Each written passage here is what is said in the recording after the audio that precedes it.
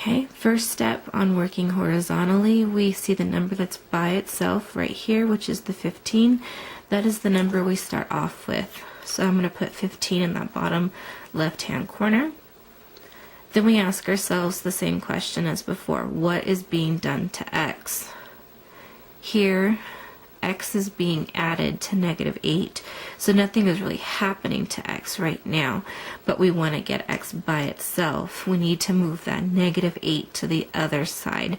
So what kind of 8 is that? It's negative. But in a way, it's really acting as a subtraction problem. So we look to the right with our order of operations. Subtraction and addition are right next to each other. So if this is acting as a subtraction problem or a negative, we want to do the opposite. So the opposite of a negative is a positive. So we are going to add 8. By doing that, that gets rid of the -8 here. So 15 plus 8 is 23. So our answer is 23. Number 2, we ask ourselves, what's being done to x? X is being multiplied by 7 because anytime you have a constant and a variable right next to each other, there's invisible multiplication going on right in the center. So multiplication, we go over off to the right hand side, look at our order of operations. The opposite of multiplication is division, so therefore we need to divide. We're going to be starting with the number that's by itself, which is the 42.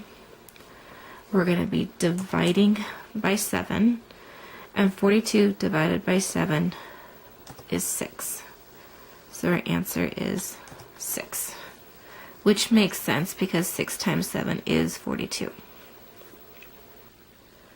Number 3, we have 4 fifths x equals 16. We ask ourselves, what is being done to x? X is being multiplied by 4 fifths. The opposite, as we found out from the previous problem, is division, but this involves fractions. We don't normally divide by a fraction. We multiply by the reciprocal. So, in this problem, we start with 16, and we have to multiply by the reciprocal, which is 5/4. So to do the problem, I've given you guys an extra box to do the math so that it doesn't look so weird off to the side.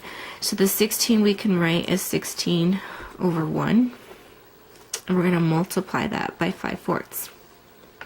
Now here, again, you can multiply straight across and then reduce your fraction, or we can cross cancel, noticing that the 16 and the 4 have a common factor, which is 4. 4 will go into 4 once, and 4 will go into 16 4 times. So we multiply straight across, we get 4 times 5, which is 20 over 1, and 20 over 1, or 20 divided by 1, is just 20.